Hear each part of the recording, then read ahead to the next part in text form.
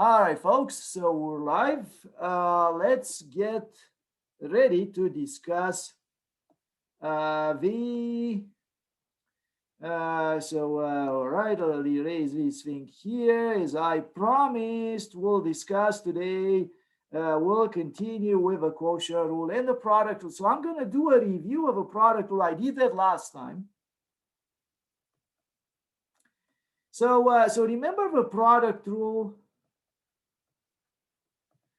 It says that if you have two functions, f and g, and you do their product, you will get f prime times g plus f times g prime. So the way, yeah, there's a question. Oh, so okay. Oh, I'm sorry. Yeah. So apparently I forgot to turn on the test correction and feedback. Okay, so I will turn that on. I will turn that on right after this class, folks. Sorry about that. Yeah, I didn't realize that probably comes by default, and yeah, it needs to be turned on or something. Yeah, so I didn't look at that into that, but I will look into that and I'll take care of that. All right, so folks, the product rule here says the following thing. So when you do the derivative, so remember when you do the derivative of a product of two functions, what you end up with, you end up seeing the derivative of the first one times the second one plus the first one times the second one prime. And this is you want to be careful with this rule. I said that you are not going to run into a lot of situations when you apply this rule to polynomials, mostly because polynomials can be written as powers of x, sums of powers of x, and then if, even if you have a product or something, and that you can easily take care of by writing out the product, so by distributing the powers there. However, the other ones, so there will be situations when you will have sine, cosine, things like that. So we'll end up studying those, and we will see how that applies to the power rule is becoming very useful in those cases. All right, so when you combine, especially, so the power of this product rule is especially useful when you apply it to trigonometric functions. Now, the quotient rule, in a way, is very much used in the same context. So if you can avoid the quotient rule, especially if you have, yeah. So there's a question for me. Well, somebody wants to tell me something. All right. Well,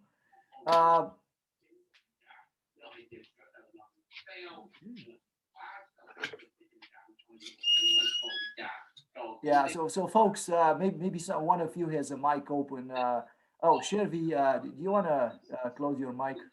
No, I'll close your mic here. There we go. So folks, the quotient. Sorry about the interruption. So the quotient here goes like this. And I'm gonna give you an example here. So when you do the quotient of two functions, I'm gonna give you an example where both ways works. And the first thing is number 18, the quotient rule. So before we do that, before we review. Let's do something that can be done without the quotient rule, although it could be done with a quotient rule. So here's an example, number 18 here in the book of section 2.3. If you look here, you have a problem y equal to square root of x plus x over x squared, and y prime is equal to, to what? So that's the question. And you could do a quotient of two functions. Obviously, this is a quotient, is something divided by something else. And you could do a quotient rule here and you could solve this problem. But before I do this, I could actually avoid using the quotient rule. I could make this problem a lot easier. So here's how I would do that. I would first attempt to write this as a bunch of powers of x, as a polynomial, maybe with some negative exponents or something in so for powers of x. So this can be written like that because you could say, instead of a square root of x, you would say x to the 1/2, folks. Remember that. X is x, there's nothing you can change there, but then there's times, and over here you have times x squared. So we have divided by x squared, but instead of that, we could say times x to the -2. And that basically makes it a problem where you could think, oh, I could do the product rule. But even that is not necessary because you can write here, folks, if you write the product here, if you write out this product, this is going to be x to the 1/2 minus 2. When you combine these, that's going to give you 1/2 minus 2 is -3/2 plus, and then it's going to be x to the first here, right, minus 2. It's going to be x to the -1. So look at that. This is a polynomial, if you want. This is something that looks like a polynomial, a bunch of powers of x. And you can easily calculate y prime, the one that was asked here. You can easily say, oh, this is equal to, and right now you can simply say, well, very much the derivative of each of these, right? That's how we learn to do derivatives. And that is simply -3/2 times x to the, and I'm going to say -3/2 minus 1, which is -5/2, plus, and then it's going to be -1 times x to the -1 minus 1, which is going to end up being -2.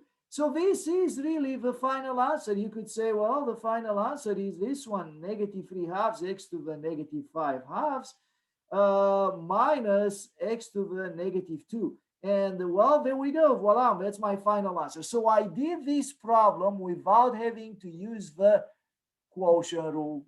However, I could very well use the quotient rule, and that would be not inappropriate in this case. In fact, well, not necessarily recommended because that will be a much longer way, but I could use that here. So that is a point to explain you that, in some cases, avoiding the quotient rule may have benefits. Now, with the quotient rule, folks, I'm going to go and review the quotient rule, and then we'll do the same problem with the quotient rule. So let's see what that does give us. So I'm going to copy the problem again. Let me say what the quotient rule is. So the quotient rule says if you have f divided by g primed, well, what you get f prime times g minus f times g prime, we said, divided by g squared. Everybody should memorize this rule, folks. There's not that many things that I ask you to memorize in calculus, but this would be one of them. Everybody should know this rule really well. And not only memorize, because memorization, you may remember, you may forget, but just understand the mechanics and how this is applied in practice. This is very important, folks. So we go back and we do again number 18 using the quotient rule. So this is number 18 from 2-3. The function was y equals square root of x plus x divided by x squared, and we're going to do it with, so we're going to find y prime with a quotient rule. I'm going to say QR for the quotient rule. All right, so how do we find y prime with a quotient rule? Well, here's how we find it. we're going to rewrite this function. We're going to rewrite it nicely so that we actually still use powers of x. So we're going to write this as, x to the 1/2 plus x divided by x squared. And right now, it's a sum of powers of x at the top, sum of powers of x at the bottom. So we can say the quotient rule. So the quotient rule, y prime is equal to, and I'm going to write it here, folks. Let me increase the size of the screen. All right, so folks, let me know if you don't hear or you had trouble. You have troubles with the connection. So this is going to be x to the 1/2 plus x primed times. So this is the top prime, right? F prime g. Top prime times the denominator, which is x squared, minus x to the 1/2 plus x times x squared primed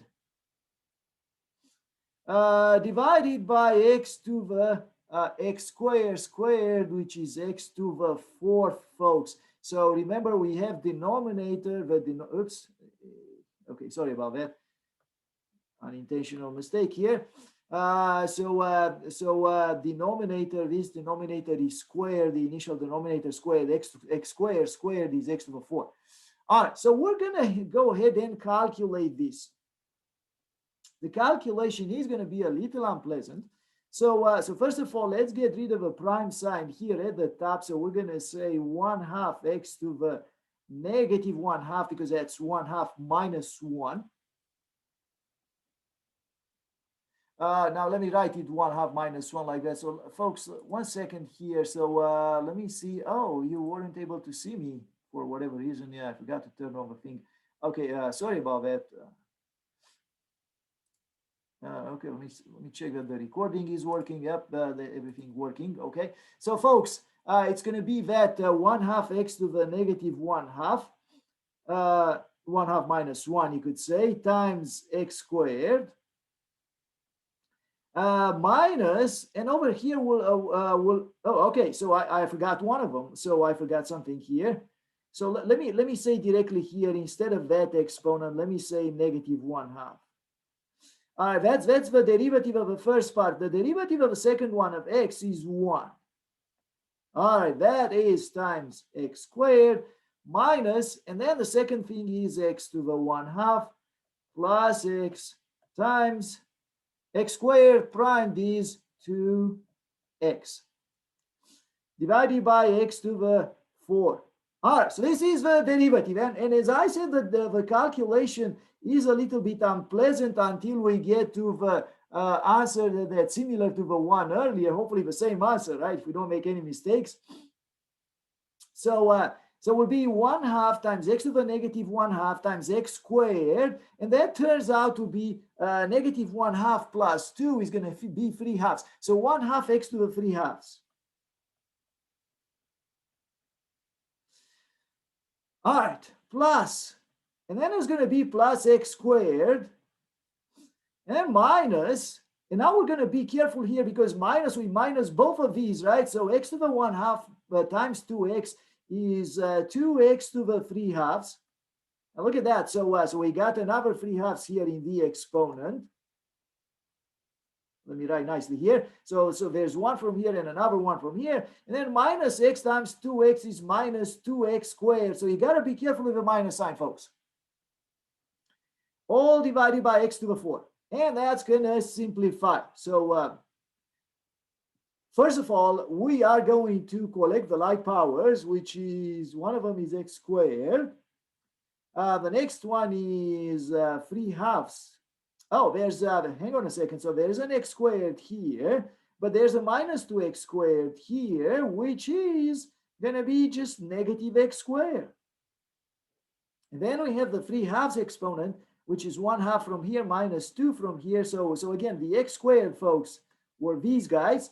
And the other ones are the 3/2 exponent. So 1/2 minus 2 is negative 3/2. Yes, x to the 3/2.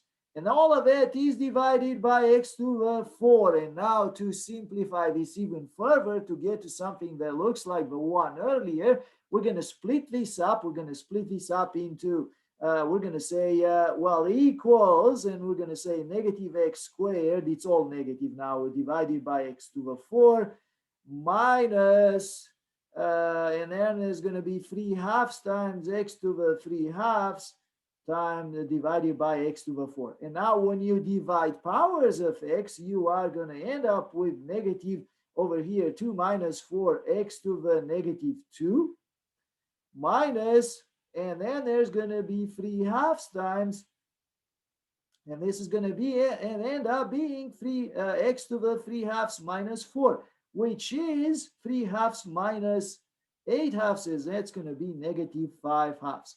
And if we calculated this correctly, this would be the exact same thing that I had earlier. And look at that. So it's the exact same thing. It's just that things are switched around a little bit here. So we got the exact same thing that we got earlier, but with a lot more effort, in my opinion, in this case. So this is our first application of the quotient rule. Generally, when you have the quotient rule, it's much easier to so when you have situations with a quotient rule, it's much easier to simply apply the quotient rule if the result doesn't simplify from the beginning as a sum of powers of x. So that's what you want to keep your eye on. Can I simplify this as a sum of powers of x? And if you can, then do it that way, and then you don't worry about the quotient rule. But in some cases you just cannot do that. And an example like that is problem 30 that I will do right now. All right, folks, so let me move these things on the screen here. There's a bunch of things floating on my screen and I don't like them. So number 30 of section 2.3. All right, folks, so here's what he says. He says h of t equals, and he says here 60 plus 1 divided by 60 minus 1.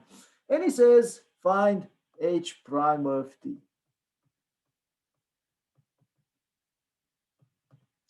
All right, so find h prime of t or h prime of x, whatever. So in this case, you just cannot simplify. So no matter how hard you try, you will not be able to write this thing as a sum of powers of x. So you are forced, because it's a quotient, you are forced to do the derivative by using the quotient rule. And that's what I'm going to do here. So quotient rule. All right, so this is going to be equal to, and I'm going to say, again, I'm going to start, folks, with 60 plus 1 prime, the top part. So 60 plus 1 prime times 60 minus 1 minus 60 plus 1 times 60 minus 1 primed.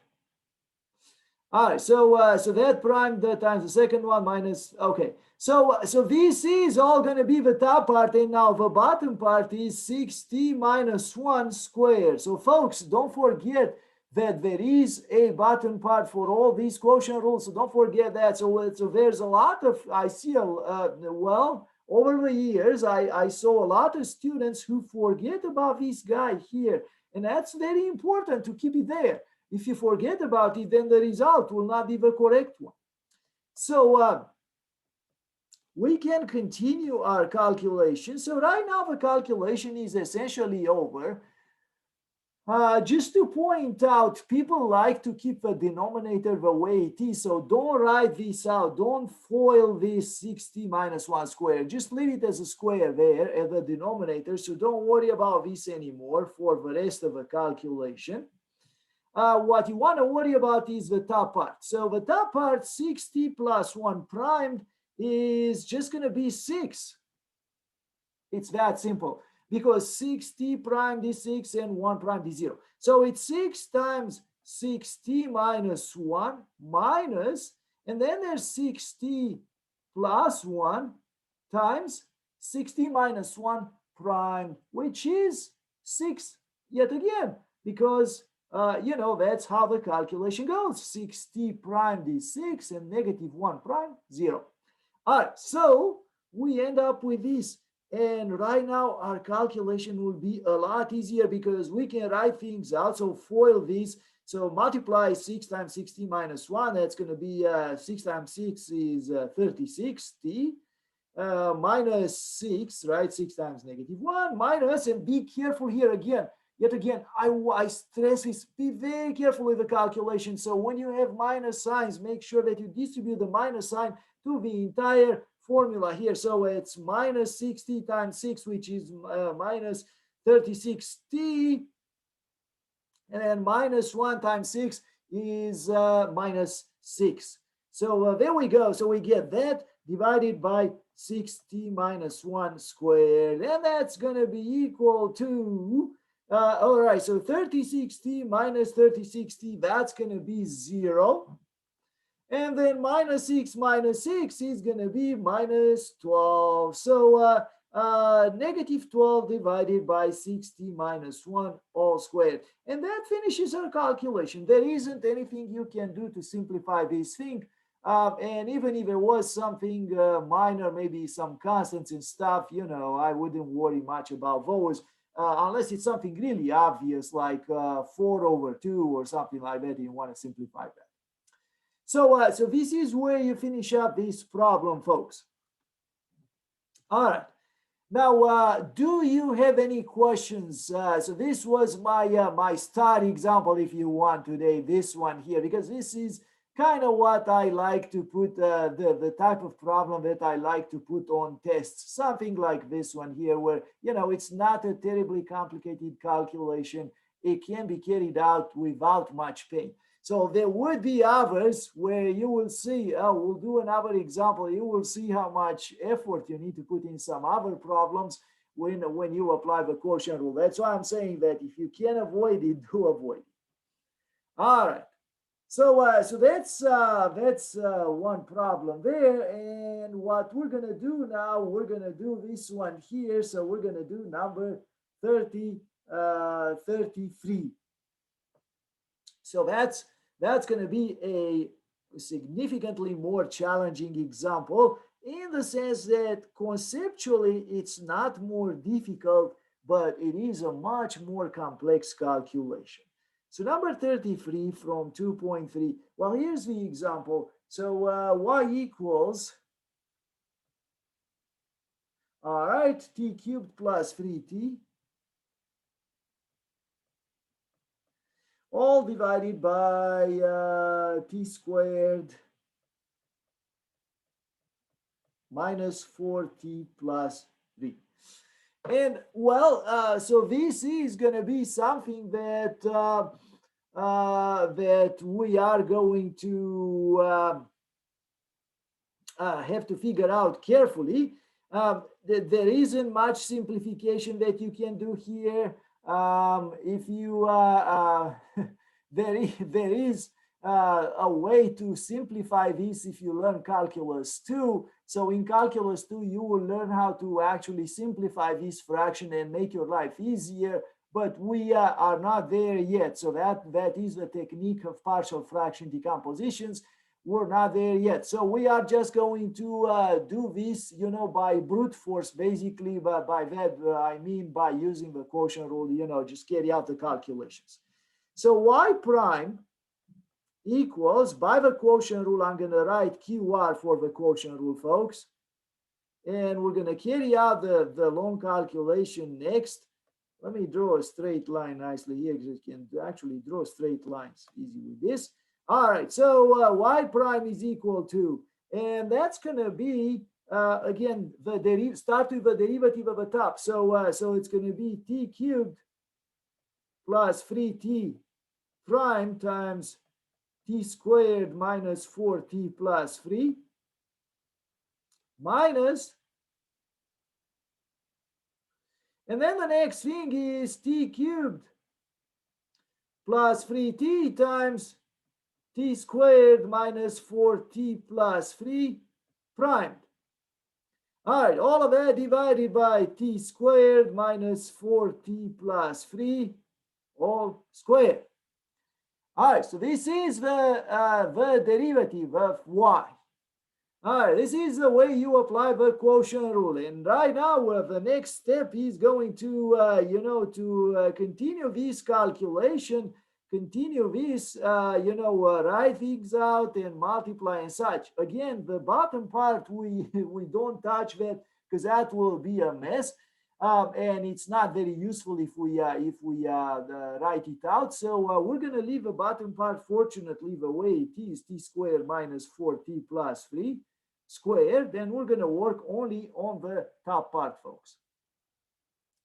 So this is going to be t cubed. T cubed plus 3t prime. So that's going to end up being 3t squared plus 3.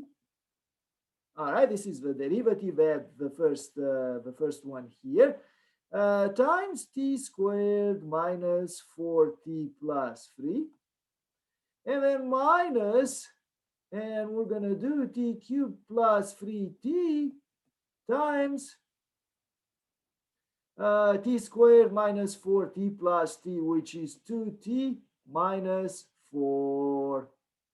All right, folks. So this is the derivative of the top part. So you still have to do these calculations here, which we are happily going to do next. So the denominator stays the way it is, t squared minus 4t plus 3 squared. The numerator, we're going to write things out. So we're going to write the product, term by term. 3t times the t squared is 3t to the 4. 3t squared times negative 4t is negative 12t cubed. 3t squared times 3 is 9t squared. 3 times t squared is 3t squared. 3 times negative 4t is negative 12t. I told you it's a bit painful, and then 3 times 3 is 9. So it's going to be, that is going to be just the first part. We're going to put that between quantities here so we don't lose track of it. And then we'll have the second part, which again, we're going to put some quantities here so we don't lose track of it, especially that we have to work with a sign there. So there's a minus sign in front of it, right? So t cubed times 2t is going to be 2t to the 4. T cubed times negative 4 is minus 4t cubed. 3t times 2t is 6t squared. 3t times negative 4 is negative 12t. All right, so we have that, and right now we're ready to write things out and collect the like factors. So folks, be careful when you collect the like factors. I'm going to write things here, t squared minus 4t plus 3 squared, the denominator. And actually, we don't need that of a big one because we're going to, what we're going to do, folks, we're going to write everything in a compact form. T squared minus 4t plus 3 squared. All right, so we are going to calculate, collect the like factor. So we have 3t squared that's over here. And we have 3t to the 4, I'm sorry. And we have another one here that's minus, because of this minus 2t to the 4. So that's going to be just a t to the 4. The next thing is this one here, negative 12t cubed. And then we have plus 4t cubed from these two minus, right? Plus 4t cubed. So these guys, well, collect together. That's going to be negative 12 plus 4 is negative 8t cubed. The next thing, we're going to do this one. So we're going to check mark 9t squared plus another 3t. There's another 3t squared here. Check mark that. And then there's a minus 6t squared here. So 9 plus 3, 12 minus 6 is going to end up being 6.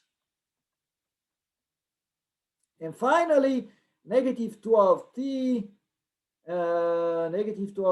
plus 12t, that's going to disappear. And then I have plus 9. So I don't have a t term, but I have 9 over there. This is my lovely answer. So that's going to be this polynomial. That is the derivative of that particular function.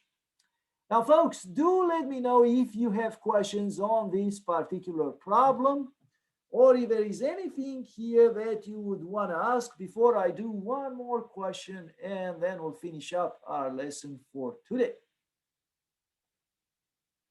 All right, so why don't we expand the denominator? Okay, well, that's a very good question. So here's why. Um, so we could expand the denominator, but if you want to apply, if you want, so in calculations, what you want to do, and the reason why we write out the top part, but we don't write out the bottom part, is that what we're going to do in practical applications, we want to take this derivative, especially for problems of maximum and minimum, and we want to set it equal to 0. So that's going to be our goal. So when is this equal to 0? And to solve a problem like this, you're only interested in the top part. So that's the main reason. That's one of the key reasons why we leave the bottom part the way it is, because that doesn't impact. You cannot have 0 in the denominator. So if you ever have to be 0, that's the top part that has to be 0. So basically, this is important to write out because that's an equation that you will have to solve, the top part. So it's important to write out explicitly. But the bottom part, not so important. So we leave it like that so we don't have to carry out the calculation. You know, it's kind of messy. You could carry out, it's messy. So basically, it's a kind of like a saving time technique if you want. More than anything, that's the main reason. All right. So all right, perfect. So okay, so let's move on and let's do one more problem. This is going to be our last problem here, and that's going to be a problem with a tangent line. Now, by the way, you could do second derivatives. Those would be something. So with a quotient rule, I'm not going to do one of those. So what I'm going to do, folks, I'm going to do a problem with a tangent line. So I'm going to do number 51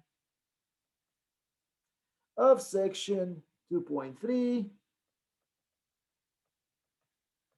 And it says here, find an equation of a tangent line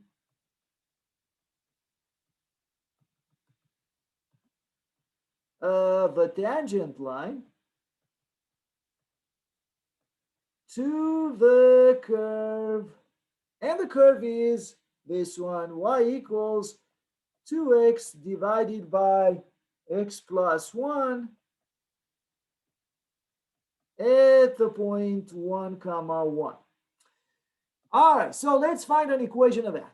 All right, so how do we do that? Now, if you graph this particular function, it's going to be something that's not particularly intuitive. I can show you what the graph is very quickly here. So let me share that with you. So I'm going to share with you, folks, this here. Let me just make sure that. Okay, so let me just make sure that I have that working. There we go. So so folks, the function was the y equals. Oops, let me delete all of that. Y equals, and then over here y equals 2x over x plus 1. So 2x over x plus 1. There we go. So so the point 1, 1, where is that at? Let's find out. I'm just gonna type set 1, 1 here, and you will see the point there. And what is the equation of this, the tangent line to this point? Well, I could not necessarily say. I suspect that the slope will be about, well, it looks like if you look my mouse on the screen, the slope looks like as you go 2 units this, or you go 1 unit up. So the slope looks like it's 1/2, but let's calculate it, the slope of a tangent line.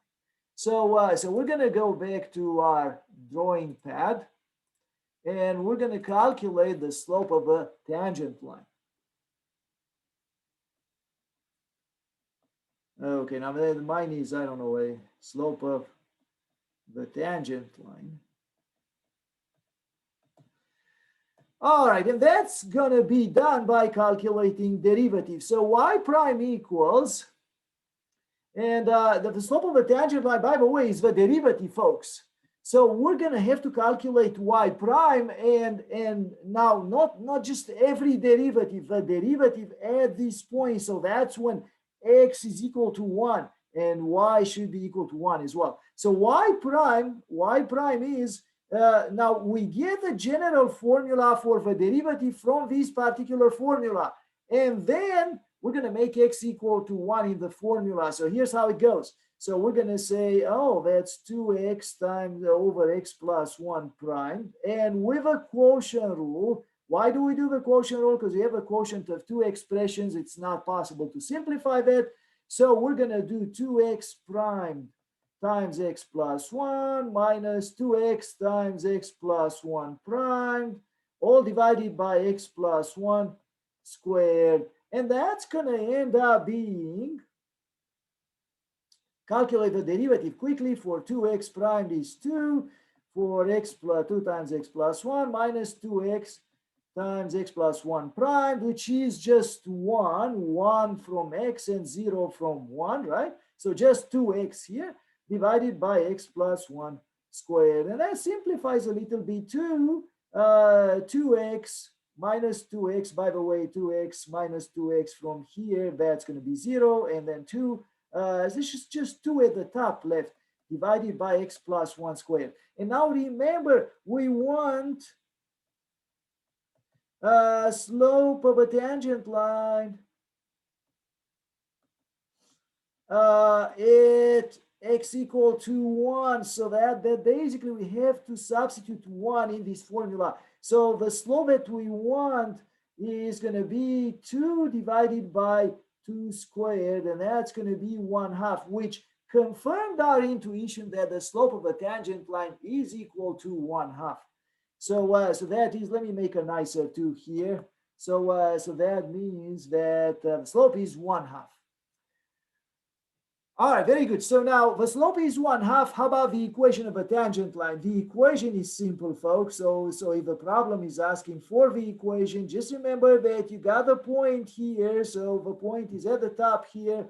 And all you have to say is y minus 1 is equal to 1/2 times x minus 1. And that is going to be your equation. If you want to write the equation as y equals mx plus b, all you have to say, or here, so you could say or,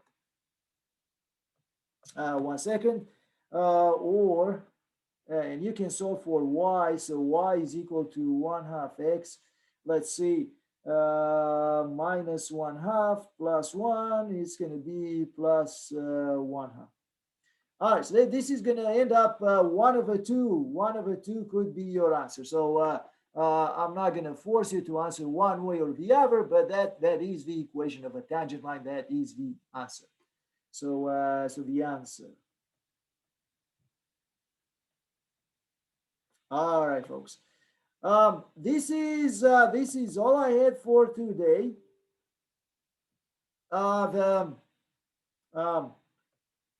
So one of these two. If you folks have any questions, do let me know. I'm going to stop sharing and stop the recording as well.